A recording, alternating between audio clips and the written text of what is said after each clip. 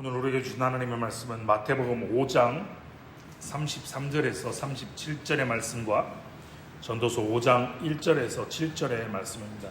신약성경 7페이지 그리고 구약성경 952페이지 두 군데의 말씀을 찾아서 한 절씩 교독하겠습니다. 먼저 마태복음 5장 33절에서 37절의 말씀입니다. 한 절씩 교독하고 마지막 37절의 말씀은 함께 읽겠습니다. 33절입니다. 또 옛사람에게 말한 바 헛 맹세를 하지 말고 내 맹세한 것을 주께 지키라 하였다는 것을 너희가 들었으나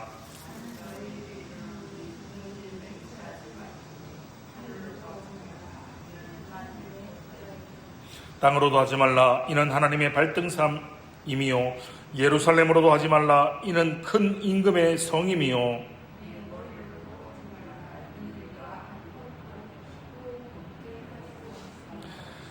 오직 너희 말은 옳다 아니라 하라. 이에서 지나는 것은 악으로부터 나느니라. 아멘. 전도서 5장의 말씀입니다. 전도서 5장 1절에서 7절의 말씀. 구약성경 952페이지 전도서 5장 1절에서 7절의 말씀을 한 절씩 교독하겠습니다.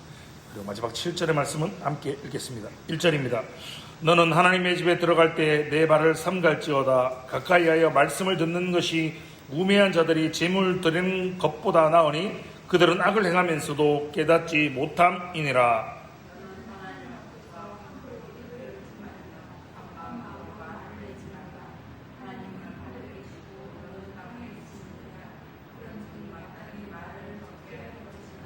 걱정이 많으면 꿈이 생기고 말이 많으면 우매한 자의 소리가 나타나느니라.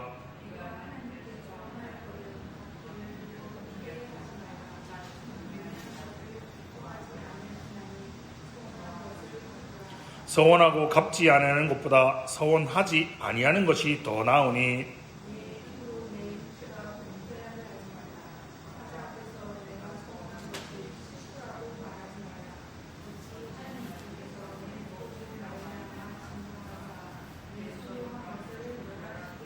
함께 읽겠습니다. 꿈이 많으면 헛된 일들이 많아지고 말이 많아도 그러하니 오직 너는 하나님을 경외할지니라. 아멘. 그리스도 안에 사랑하는 성도 여러분, 오늘은 마태복음 5장 33절에서 37절의 말씀과 전도서 5장 1절에서 7절의 말씀을 가지고 내일을 통제하려는 교만 맹세라는 제목으로 함께 은혜를 나누고자 합니다. 여러분, 우리가 하루 동안 인터넷 혹은 스마트폰을 사용하면서 가장 많이 누르는 버튼 중에 하나가 무엇인지 혹시 알고 계십니까? 바로 약관에 동의합니다 라는 체크 박스입니다. 무언가 앱을 실행하거나 뭔가를 새로 깔 때 수십 페이지에 달하는 약관을 단 1초도 제대로 읽어보지 않은 채 약관에 동의합니다라는 체크박스를 체크합니다. 그죠? 빨리 이 서비스를 빨리 이용하고 싶은 마음에 우리는 습관처럼 동의를 누릅니다. 근데 문제는 이 클릭 한 번으로 법적인 구속력을 갖고 있는 동의, 약속임에도 우리는 그 무게를 조금 더 느끼지 못한다라는 겁니다. 우리의 언어 생활, 우리의 신앙 생활도 이와 다르지 않다는 겁니다. 우리는 말이 참 가벼운 시대를 살고 있습니다. 약속은 너무 쉽게 하죠. 그리고 서약은 쉽게 깨어지고 이렇게 이야기합니다. 그때는 그때고 지금은 지금이지 라는 말이 너무나 자연스럽게 받아들여지고 있습니다. 계약서에 도장을 찍고도 상황이 바뀌면 재협상하자 라고 요구하고 결혼 서약을 하고도 서로의 마음이 바뀌면 그만이다 라고 이야기합니다. 세상은 갈수록 서로를 믿지 못합니다. 누가 그러더라고요? 남편도 못 믿고 자식들도 못 믿는다 라고 말입니다. 그래서 사람들은 끊임없이 맹세합니다. 내 말이 맞고 네 말이 틀렸다. 아니면 내 손에 장을 찢은다. 하늘을 우러러 난 한 점 부끄러움이 없다. 나는 잘못한 게 없다. 확실하다는 거죠. 심지어 하나님의 이름까지 끌어다가 하나님께 맹세코 내 말이 이게 진짜다라고 외치기도 합니다. 옛말에 언과 기실이라는 말이 있습니다. 말이 실제보다 지나치다라는 표현입니다. 서양에는 talk is cheap라는 경우는 있습니다. 말이 너무 싸다, 너무 값싸다라는 거죠. 말이 이렇게 값싸고 가볍지만 문제는요, 우리가 살아내야 될 삶이 결코 가볍지 않다는 겁니다. 그럼 왜 이렇게 과장된 맹세가 난무하는 걸까요? 역설적이게도 그만큼 우리의 말이 가볍고 우리의 삶의 진중함이, 우리의 삶의 진실함이 부족하기 때문입니다. 말이 힘을 잃을수록 사람들은 더 강한 맹세로 그 빈자리를 채우려고 하는 겁니다. 오늘 우리가 함께 읽은 마태복음과 전도서의 말씀은 바로 이 가벼운 입술을 가진 우리를 향해 하나님의 매서운 그러나 너무나도 은혜로운 진리의 메시지를 우리에게 들이대고 있다는 겁니다. 여러분, 성경은 우리에게 전혀 다른 그림을 그려줍니다. 하나님은 말씀하는 것은 반드시 지키시는 신실하신 분이다. 그리고 우리는 그의 형상을 따라 지음받은 우리 역시 우리의 입술과 우리의 약속에 있어서 신실해야 할 존재로 부름받았다라고 말입니다. 오늘 우리가 함께 살펴볼 웨스트민스터 신앙고백서 제22장은 합법적인 맹세와 서원이라는 주제를 다룹니다. 맹세와 서원. 다소 낯설고 마치 오래된 주제처럼 들릴 수 있지만 사실 이 장은 우리의 언어생활 전체, 나아가 하나님과 이웃 앞에서 우리가 누구인가를 다루는 매우 실질적인 장이라고 할 수 있습니다. 먼저 오늘 본문입니다. 우리가 살펴본 마태복음 5장 이후에 이어지는 마태복음 7장 21절의 말씀을 보면 이렇게 이야기합니다. 나더러 주여 주여 하는 자마다 다 천국에 들어갈 것이 아니요 라고 말입니다. 그럼 오늘 본문은 뭐라 말씀하십니까? 오직 너희 말은 옳다 옳다 아니라 아니라 하라 라고 말씀하십니다. 신앙고백서는 합당한 맹세를 종교적 예배의 한 부분이라고 규정합니다. 종교적 예배의 한 부분, 언뜻 보면 낯선 표현 같지만 그 논리는 분명합니다. 여러분, 우리가 엄숙히 맹세할 때 우리는 우리가 주장하거나 약속하는 바에 대해서 하나님을 증인으로 부릅니다. 그리고 그 진위에 따라 우리 자신을 판단해 달라고 그분께 요청하는 겁니다. 즉 맹세는 사람에게 하는 말임에도 동시에 하나님 앞에서 행하는 예배의 행위인 겁니다. 그렇기 때문에 맹세는 결코 가볍게 여길 수 없다는 겁니다. 생각해 보십시오. 법정에서 손을 얹고 진실을 말하겠다라고 선서합니다. 결혼식장에서 100년 해로 하겠다고 서약합니다. 그리고 교회에서 장로나 집사, 목사로 임직할 때 신앙과 직무에 충성할 것을 서약하는 것, 이 모든 것은 사람 앞에서 이루어지지만 궁극적으로는 하나님 앞에서 이루어지는 엄숙한 예배 행위인 겁니다. 예수님 당시에 유대인들은 여러분 맹세의 달인이었습니다. 훗날 랍비들이 미시나이 네다림 서원이라는 뜻입니다. 쉬브오트 맹세라는 장에서 맹세의 종류와 효력을 저울질하는 아주 방대한 규정을 만들어낼 만큼 유대인 사회에서는 맹세가 매우 존귀하고 그러나 심각한 종교적 행위였습니다. 그러나 신앙고백서는 우리가 오직 하나님의 이름으로만 맹세해야 하며 그 이름을 사용할 때는 온전한 거룩한 두려움과 존경으로 사용해야 한다라고 가르칩니다. 우리가 잘 알고 있는 출애굽기 20장 7절의 말씀입니다. 화면을 보고 같이 한번 읽어보십시다. 시작.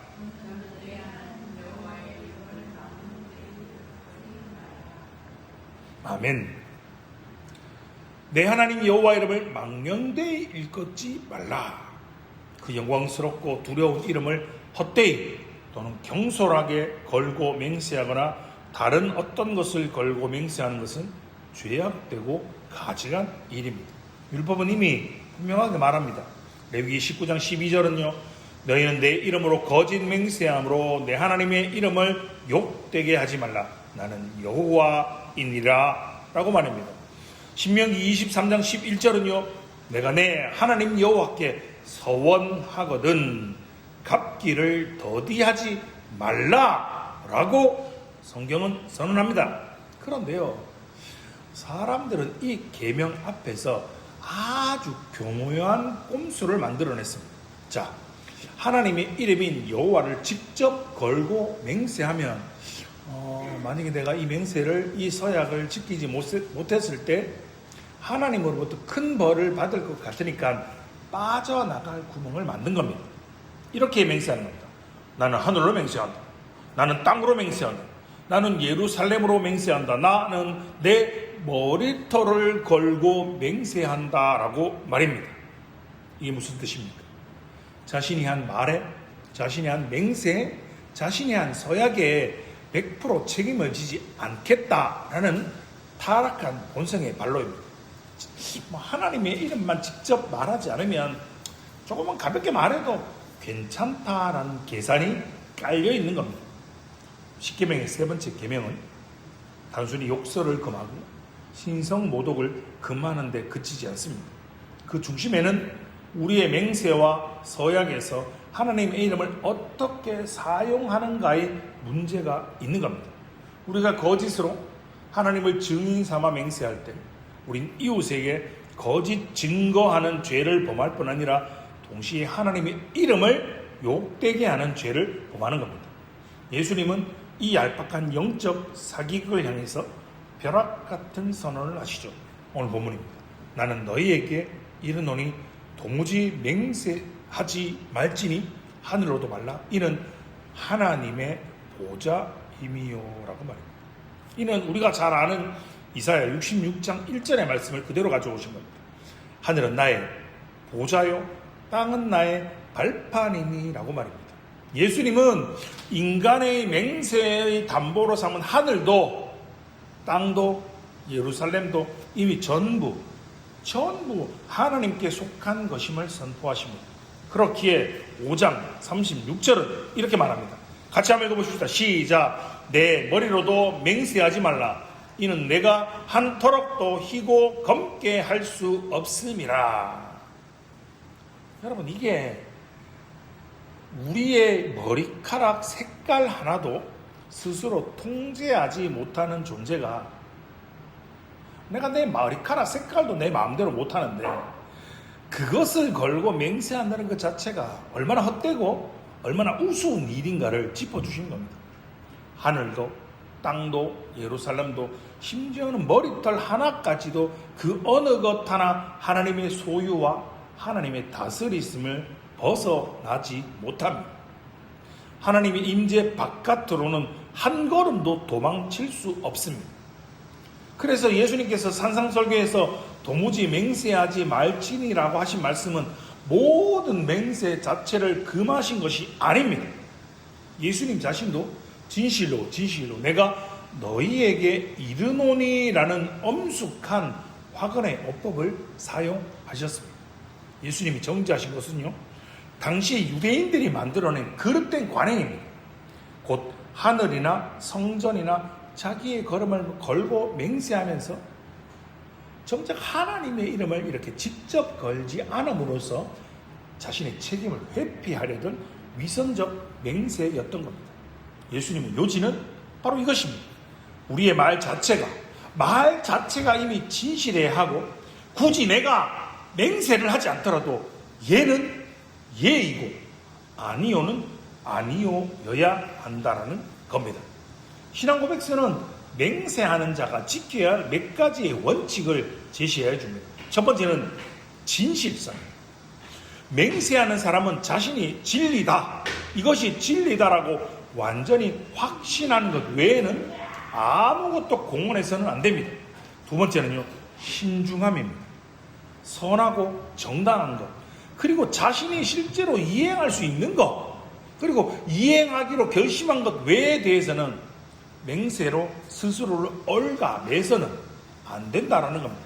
마치 그냥 모자 이렇게 쓰고 벗는 것처럼 너무나도 가볍게 약속을 남발하는 것 자체가 이미 죄인 것입니다. 세 번째는 명료함입니다. 맹세와 서원은 애매함이나 정신적인 유보 없이 분명하고 상식적인 말로 해야 합니다. 이렇게 말해놓고 그건 제가 의도한 뜻이 아니었습니다.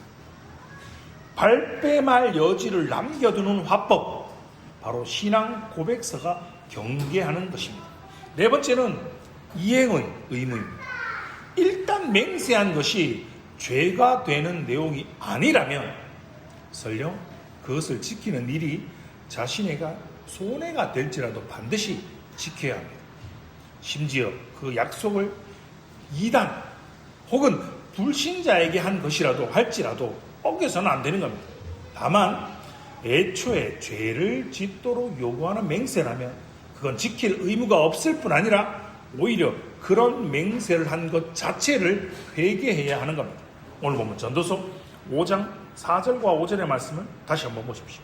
내가 서원하였거든 갚기를 더디게 하지 말라. 하나님은 우매자를 기뻐하지 아니하시나니 너는 서원한 것을 갚으라. 서원하고 갚지 아니하는 것보다 서원하지 아니하는 것이 나으니라고 말씀하십니다. 전도서 기자는 하나님의 절에 들어갈 때 발을 삼가라고 경고합니다. 함부로 입을 열지 말고 급한 마음으로 말을 쏟아내지 말라라고 말씀합니다. 하나님은 하늘에 계시고 우리는 땅에 있기 때문입니다. 이는 서원의 감정이 그냥 일시적인 감정에 이끌려서 순간적으로 내뱉는 성질의 것이 아님을 경고하여 줍니다. 이렇게 경고하는 겁니다. 전도서 5장 1절과 2절의 말씀입니다. 너는 하나님 앞에서 함부로 입을 열지 말며 급한 마음으로 말을 내지 말라. 하나님은 하늘에 계시고 너는 땅에 있음이니라. 그런즉 마땅히 말을 적게 할 것이라 라고 말입니다. 그런데 여러분 생각해 보십시오. 우리는 위급할 때 얼마나 하나님과 거래를 시도합니까?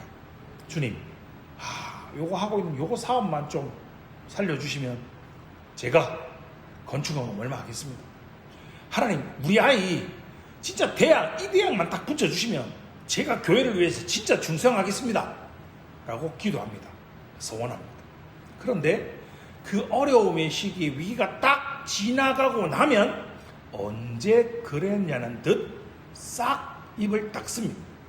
전도서 기자는 이런 서원의 파기를 결코 가볍게 다루지 않습니다.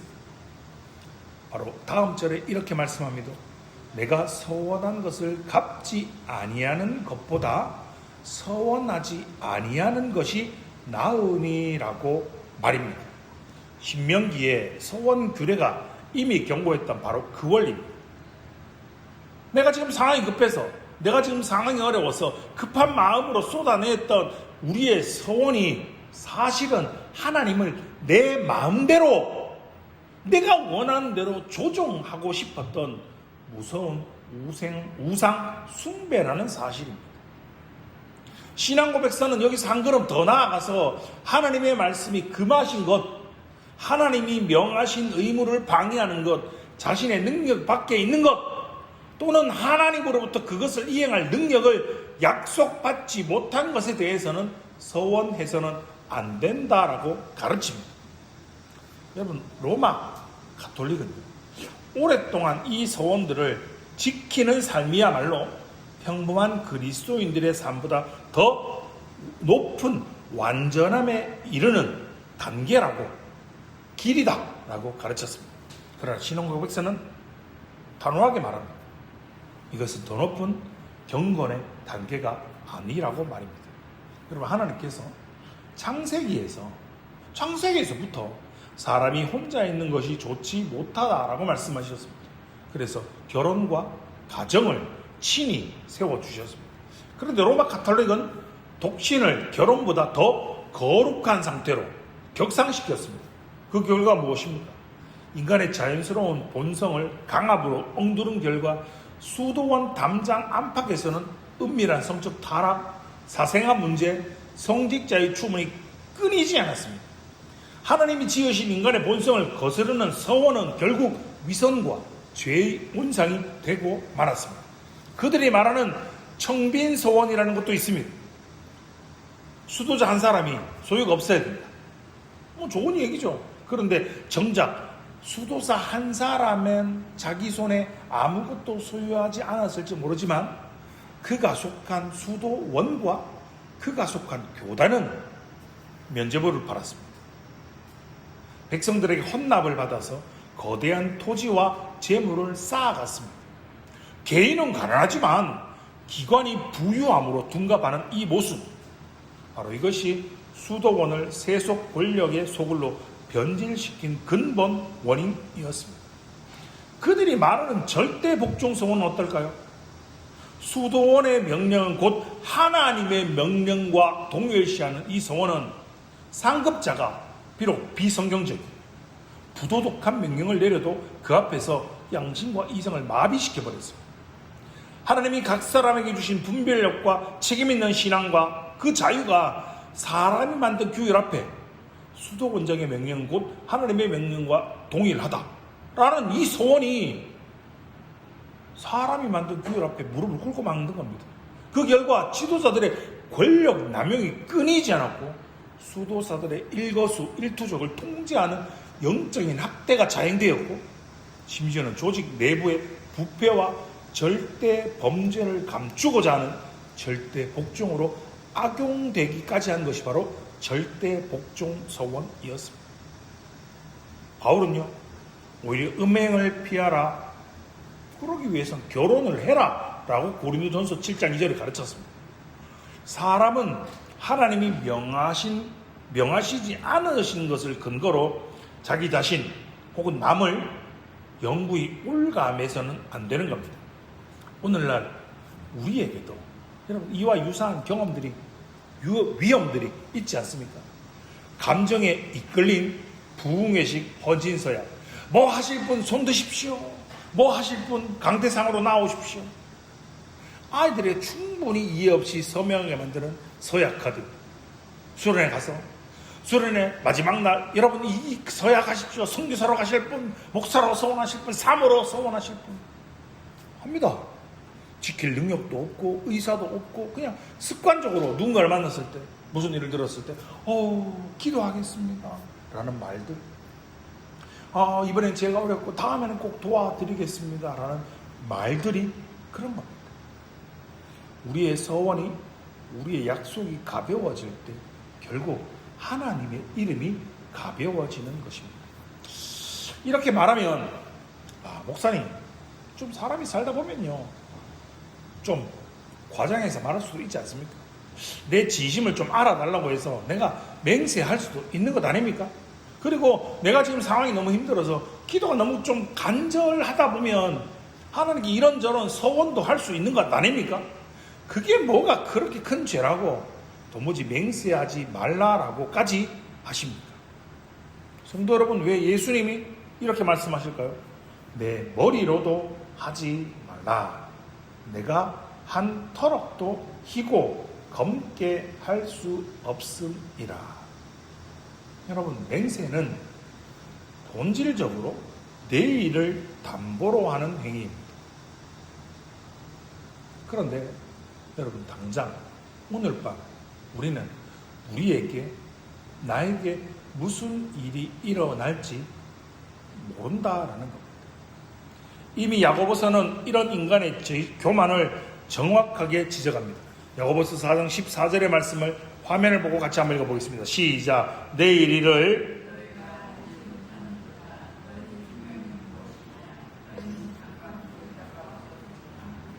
아멘. 흰 머리카락 하나 내 마음대로 검게 못하는 흙 먼지와도 같은 존재가 어떻게 감히 나의 미래를 걸고 맹세할 수 있습니까? 시편 저자는 시편 39편 4절에 이렇게 말합니다. 여호와여, 나의 종말과 연한이 언제까지인게 알게 하사 내가 나의 연약함을 알게 하소서라고 말입니다. 여러분, 우리는 우리 목숨의 다음 순간조차 스스로 붙잡을 수 없는 연약한 존재입니다. 우리가 맹세를, 서원을, 약속을 남발하는 이유는, 진짜 이유는 우리가 진실하지 않기 때문입니다. 평소에 거짓말을 밥 먹듯이 하니까 사람들이 믿어주지 않습니다. 그러니까 결정적인 순간에 뭐라고 합니까? 이번엔 진짜라고! 맹세라는 보장지를 씌우는 겁니다. 잠언은 이런 실존을 이렇게 묘사합니다. 잠언 18.6절의 말씀을 같이 한번 읽어봅시다. 시작! 미련한 자는 그 입으로 자기의 등을 채찍질하느니라. 우리의 입술이 결국 우리 자신을 올가매는 올무가 된다는 뜻입니다. 예수님은 이 모든 문제의 해법을 아주 단순하게 제시하십니다. 마태복음 5장 37절에 오직 너의 말은 옳다, 아니라 하라. 이에서 지나는 것은 악으로부터 나느니라.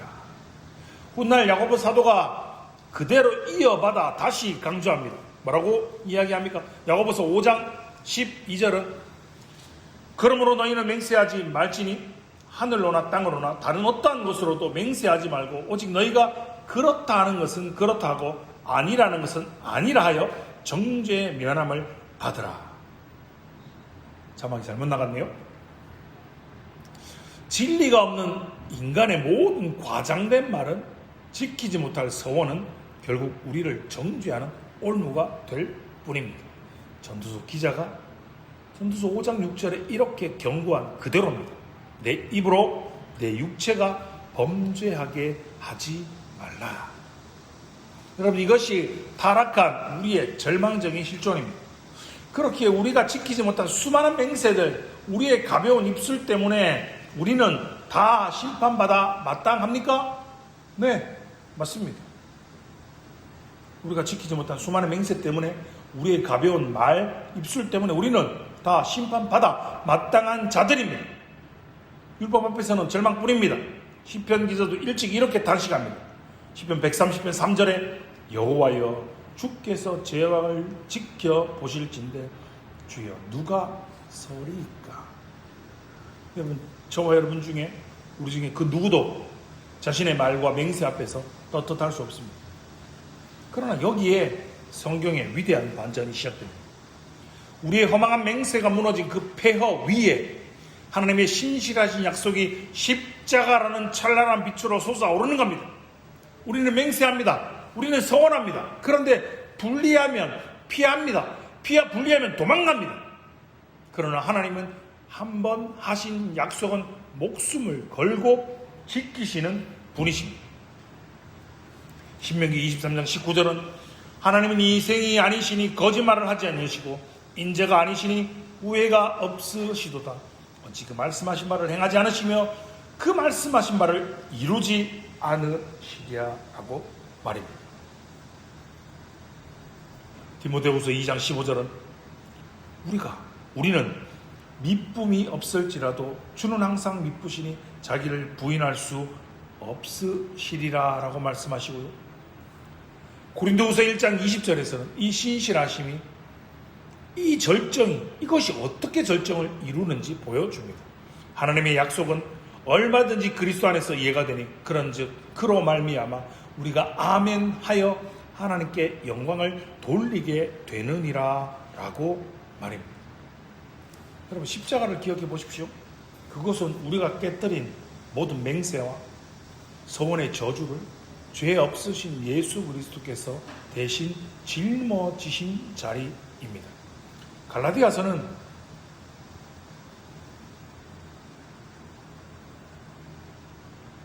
갈라디아서 3장 13절은 이렇게 설명합니다.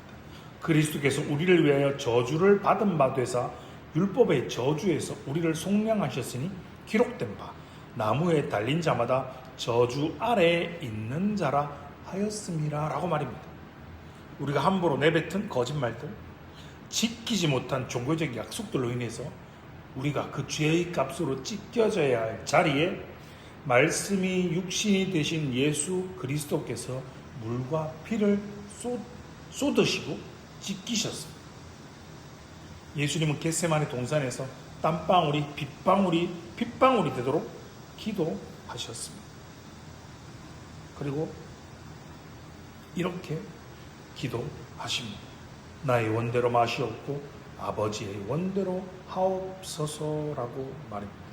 히브리서 기자는 이 순간을 이렇게 증언합니다. 히브리서 5장 7절은 그가 육체에 계실 때 자기를 죽음에서 능히 구원하실 이에게 심한 통곡과 눈물로 기도와 간구를 올렸고 그의 경건하심으로 말미암아 들으심을 얻었느니라 라고 말입니다. 주님은 이 영원한 서원을 십자가에서 죽기까지 신실하게 지켜내셨습니다. 다 이루었다 라고 말씀하신 그 한마디는 인간이 단 한 번도 온전히 지켜내지 못한 맹세와 서원을 하나님이 대신 완성하셨다라는 승리의 선언인 겁니다. 여러분, 우리가 구원받은 것은 우리가 약속을 잘 지켜서 받은 게 아닙니다. 오직 십자가에서 약속을 지켜내신 그리스도의 신실하신 덕분임을 확실하게 믿고 감사함으로 영광을 돌리는 복된 성도님들 되시기를 주님의 이름으로 축원합니다. 그렇다면 사랑하는 성도 여러분, 이 엄청난 십자가의 은혜를 경험한 사람은 이제 어떻게 살아가야 할까요? 율법의 몽둥이가 무서워서 억지로 입술을 딱게 물고 버티는 게 아닙니다. 나를 위해 자기의 생명을 도장으로 찍어버리신 그 사랑에 감격하여 우리의 언어가 변하는 겁니다. 요한일서 4장 19절은 우리가 사랑하면 그가 먼저 우리를 사랑하셨음이라 라고 말입니다. 우리의 변화는 두려움이 아니라 사랑에 대한 반응입니다. 로마서 12장 1절은 너희 몸을 하나님이 기뻐하시는 거룩한 산 제물로 드리라. 이는 너희가 드릴 영적 예배니라 라고 선언합니다.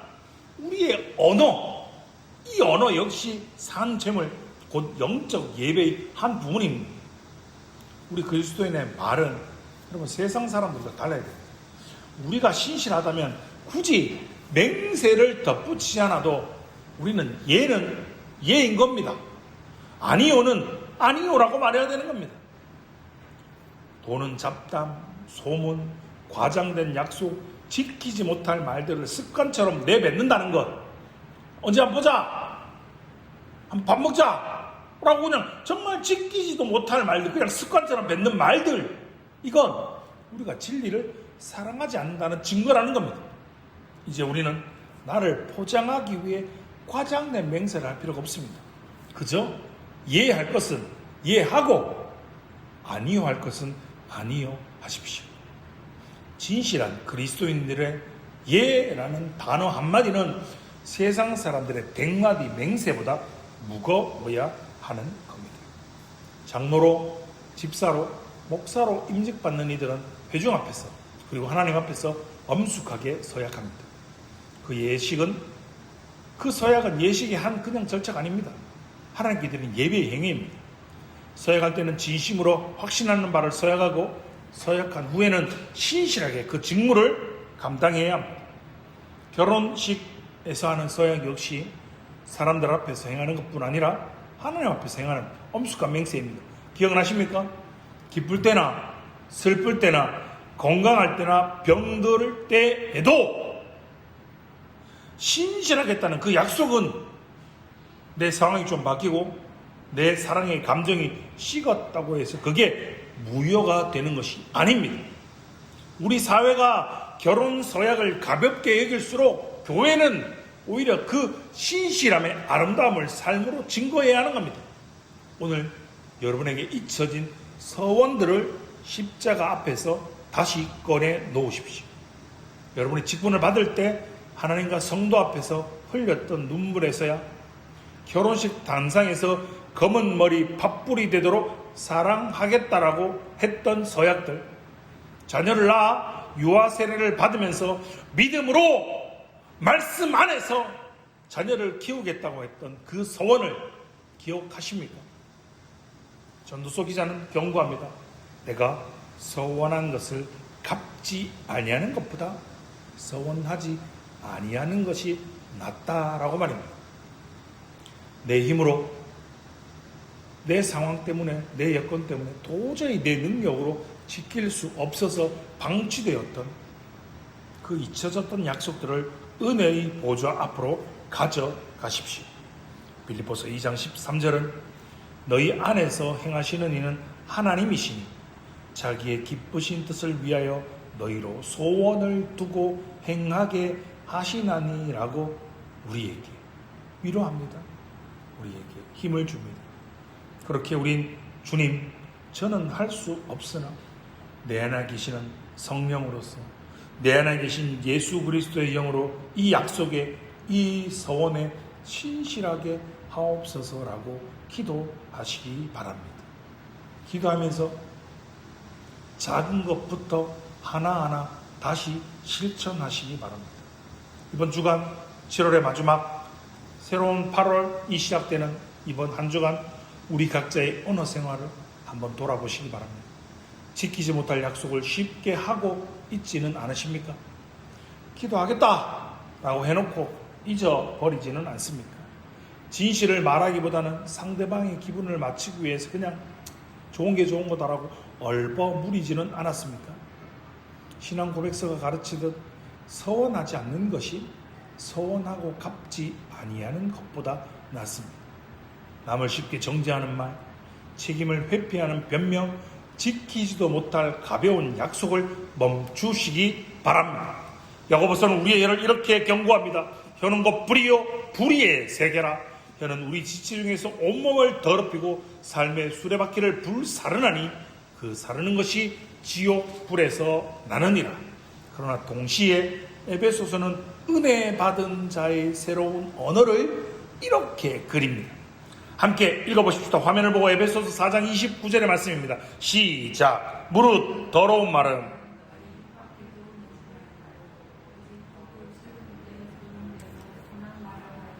듣는 자들에게 은혜를 끼치게 하라. 아멘. 말이 너무나 가벼운 시대에 여러분의 묵직하고 진실한 언어가 세상 사람들에게 복음을 삶으로 보여주는 가장 강력한 삶의 주석이 될 것입니다. 하나님은 자기 백성에게 신실하신 분이십니다. 그분은 아브라함에게 스스로 맹세하심으로 그 약속을 확증하셨고 노아에게 다시는 물로 세상을 심판하지 않겠다라고 맹세하셨습니다. 그리스도께서는 죽기까지 우리를 위해 신실하게 약속을 지키셨습니다. 우리가 신실한 말과 약속의 사람이 되어야 할 진짜 이유는 다름이 아니라 우리가 믿고 섬기고 따르는 하나님이 신실하신 하나님이시기 때문입니다. 그렇게 우리의 말이 우리의 보증이 되게 하십시다. 우리의 예가 되고 우리의 아니오가 되게 합시다. 우리의 입술을 정결케 하시고 우리의 연약한 다짐을 그리스도의 보혈로 덮어주시는 그 크신 은혜를 의지하며 진실한 삶의 예배자로 걸어가시는 사랑하는 성도님들 되시기를 주님의 이름으로 축원합니다. 기도하겠습니다. 거짓말하지 않으시고 한 번 하신 약속을 반드시 이루시는 신실하신 하나님 아버지, 오늘 말씀을 통해 우리의 가벼운 입술과 지키지 못한 수많은 소원을 다시금 돌아보게 하시니 감사를 드립니다. 주님, 저희는 말로는 쉽게 맹세하면서도 그 말에 책임지지 못하는 연약한 존재들이었습니다. 위급할 때는 주님과 거래하듯 서원을 해놓고 형편이 나아지면, 위기가 지나가면 언제 그랬냐는 듯 입을 닦았던 저희의 모습을 이 시간 정직하게 고백합니다. 지키지 못한 결혼의 소약들, 직분자로 세워질 때 흘렸던 눈물의 다짐들, 자녀를 위해 드렸던 기도 약속들 앞에 서면 저희는 부끄러울 뿐입니다. 그러나 하나님, 저희의 무너진 맹세 위에 십자가의 신실하심으로 응답하여 주셔서 감사를 드립니다. 저희는 믿음이 없을지라도 주는 항상 믿으신 분이심을 믿습니다. 예수님께서 겟세마네의 기도부터 십자가에 다 이루었다라는 그 한마디까지 저희가 결코 지킬 수 없었던 약속을 대신 완성해 주셨음을, 그 은혜만을 의지합니다. 이제 이 자리를 떠나는 저희에게 새로운 언어를, 은혜의 언어를 허락하여 주옵소서. 굳이 맹세를 덧붙이지 않아도 예는 예가 되고 아니요는 아니요가 되는 진실한 입술을 주시고 지키지 못할 말을 습관처럼 내뱉는 가벼움으로부터 우리를 건져 주옵소서. 저희 힘으로는 할 수 없사오니 저희 안에 생하시는 주님의 영으로 성령으로 이 결단에 신실한 삶을 살아가게 하옵소서. 이 한 주간도 저희의 말과 삶이 세상을 향한 복음의 살아있는 증거가 되게 하시고 신실하신 주님을 하루하루 닮아가는 우리 모두가 되게 하옵소서. 우리를 위해 죽기까지 신실하셨던 예수 그리스도의 이름으로 감사드리며 기도드리옵나이다. 아멘.